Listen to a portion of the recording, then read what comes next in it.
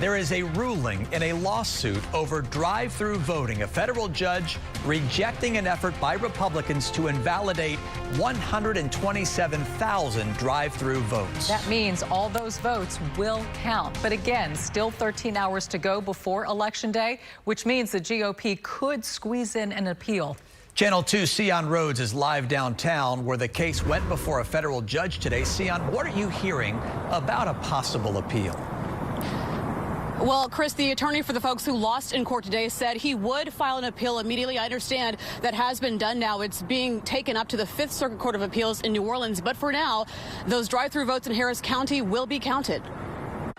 A win for Harris County. We're proud that we're going to be able to count those votes. U.S. District Judge Andrew Hanen rejecting the Republican-led petition to invalidate nearly 127,000 ballots cast using Harris County's brand new drive-thru voting system, dismissing the lawsuit by Republicans who claimed drive-thru voting was illegal. Judge Hanen said the plaintiffs did not have standing to bring the lawsuit. But Hanen, a George W. Bush appointee, quickly added, quote, "I'm not happy with that finding, but the way I look at it, the law requires it." And I'm not sure who would have standing if a member or candidate for the United States Congress doesn't have standing, but the court seemed to believe that he doesn't. Jared Woodfill represents the group of conservative Republican activists who have filed several lawsuits against expanded voting access in Harris County. This was just one step in the process. We're trying to get Hollins' scheme declared illegal. It was the right outcome. David Hobbs intervened in the lawsuit on behalf of himself and his wife, who was 35 weeks pregnant with twins when they early voted using drive-thru.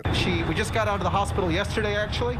She's at home with our two newborns and my 4-year-old son. Hobbs says if his wife's drive-thru vote had been tossed, there was no way she'd be able to make it to a polling location tomorrow to try to cast a provisional ballot. Without this ruling, without the ability to have her vote be counted as it was made, she would lose her right to vote. Still, the battle over drive-thru voting may not be over yet. We're asked the Fifth Circuit Court of Appeals, maybe even the United States Supreme Court, to grant us the relief that we're requesting.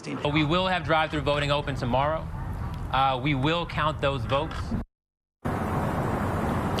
Now, in his ruling, the judge ordering Harris County to keep separate records of drive-thru voting should the case be appealed. That judge also adding a personal note saying if he was voting tomorrow, he would not use drive-thru because of the additional possible litigation. Reporting live downtown, Sion Rhodes, KPRC, Channel 2 News.